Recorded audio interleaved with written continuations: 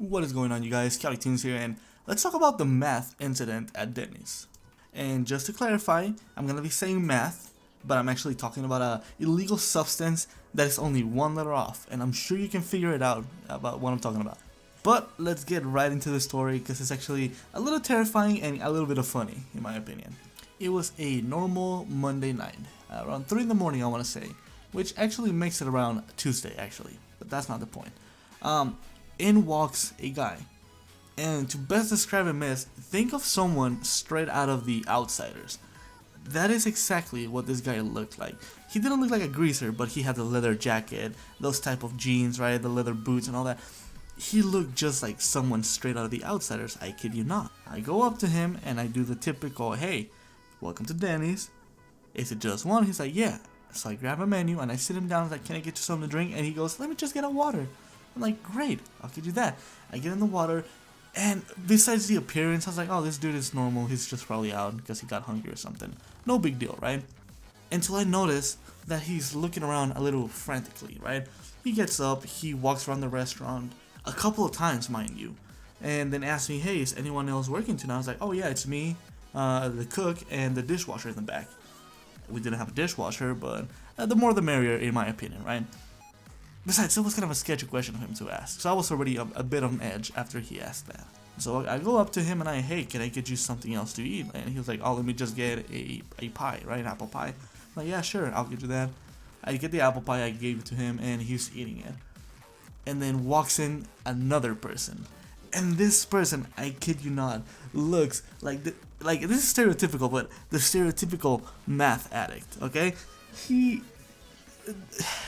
white beater shirt, jeans all ripped, the shoes I'm pretty sure weren't even matching, honestly. Completely gone in my opinion, right?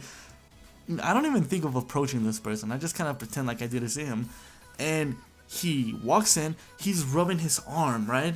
Like constantly, and I'm like, oh, I already know what this kind of person is, like I don't want to deal with him. I really don't, he's probably gonna go into the bathroom and do his thing. He didn't. He sees the guy and immediately bolts to him, and I'm not joking when I say bolt. He bolts at him and just asked the most stereotypical question. Why is this so stereotypical? What?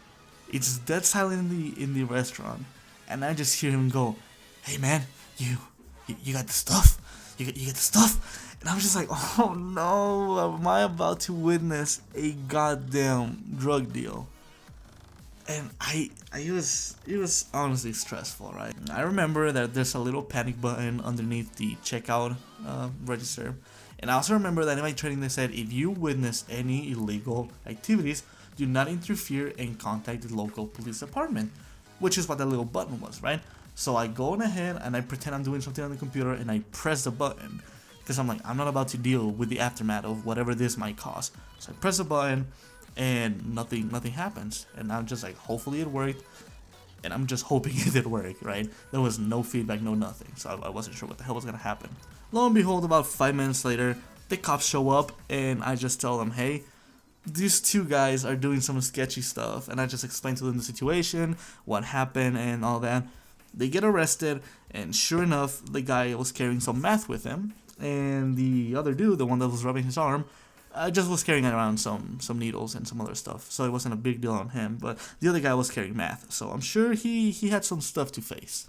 Obviously, I didn't know how to react to this, so I just kinda, after it all went down, I cleaned up everything, I closed the restaurant for like 30 minutes, and I went to talk to the cook, and I explained the situation, and we just kinda decided to chill out for a bit. And then we just reopened the restaurant, but we didn't really get any more customers until 6 in the morning.